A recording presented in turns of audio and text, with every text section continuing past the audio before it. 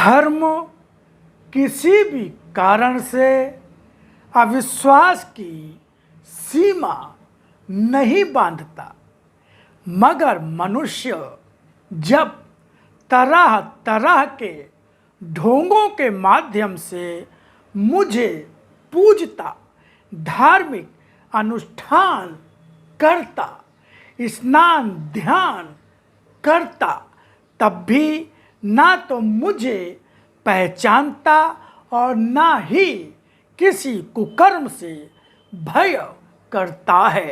वह नितांत खोखले जीवन का स्वामी रह जाता है। गुरुर्ब्रह्मा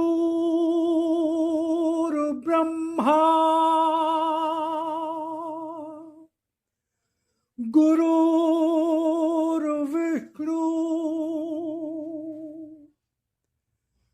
गुरुर्देवो महेश्वरा गुरुर्साक्षात् परब्रह्म तस्मै श्री गुरुवे नमः।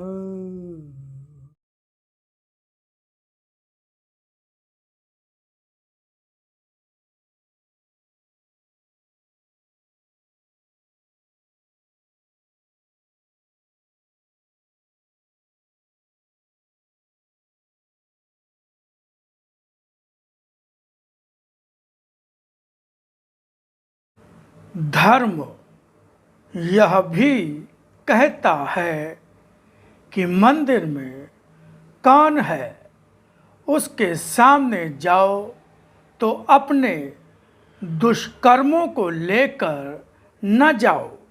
धर्म यह भी कहता है कि मंदिर में बैठा भगवान साधारण नहीं, वह तुम्हारे जीवन के हर क्षण को देखने वाला, तुम्हारे हर कर्म का लेखा जोखा रखने वाला भी है।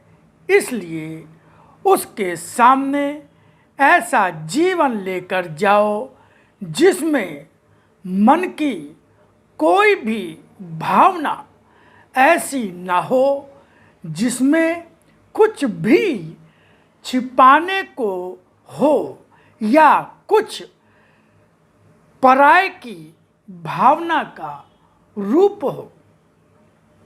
धर्म इतना उथला भी नहीं है कि किन्हीं मर्यादाओं, पंक्तियों, डोरों या छूत अछूत की बेड़ियों से पूरा हो जाता है।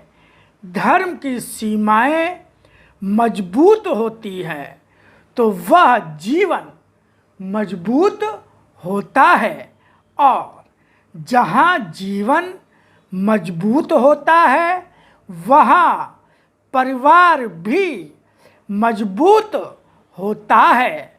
किंतु जब जीवन ही खोखला है तब परिवार मजबूत कैसे होगा।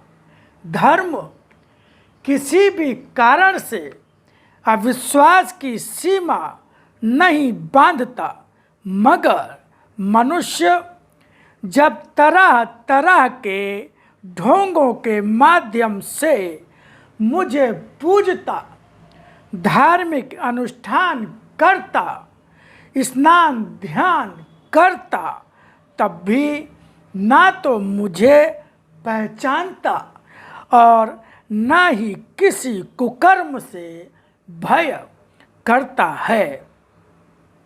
वह नितांत खोखले जीवन का स्वामी रह जाता है।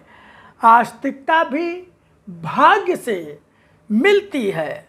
मनुष्य भले ही घमंड से स्वयं को बहुत बड़ा ज्ञानी, धार्मिक या बड़ी संपत्ति का स्वामी माने, मगर है वह बड़ा ही निर्धन। आस्था का धन ही नहीं, तब वह कब कहीं पर अपने दारिद्र्य के कारण संसार में अकेला रह जाए, पता नहीं चलता।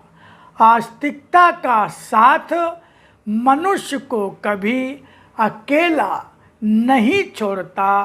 अन्य किसी संबंधों से किसी को भी कब तक क्या मिले और कब क्या न मिले कहा नहीं जा सकता।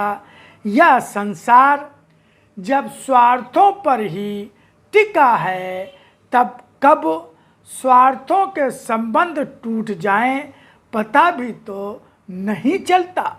धर्म पर ही चलने वाले का तो मैं ही निश्चय भी हूँ। मैं ही उस परिवार का निर्णायक भी, और मैं ही उसका संचालक और रचनाकार भी। और ऐसे परिवार कभी कभी ही संसार में देखने में आते हैं। विशेष रूप से ऐसे परिवार तभी होते हैं जब ऐसा युग होता है, जब मैं अवतार रूप में धरती पर आता हूँ।